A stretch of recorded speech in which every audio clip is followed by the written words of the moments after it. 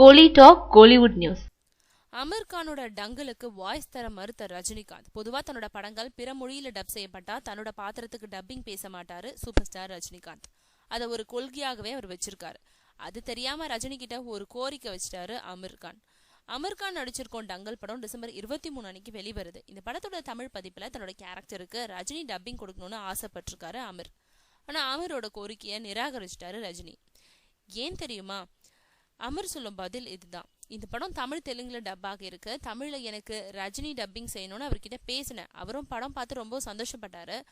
ஆனா 2 பேரும் விவாதிச்ச பிறகு ஒன்னு புரிஞ்சுது. அவருடைய குரல் அனைத்து மொழியினருக்கும் பரிச்சயமானது. என்னோட முகத்துக்கு அவர் குரல் சரியா இருக்காது.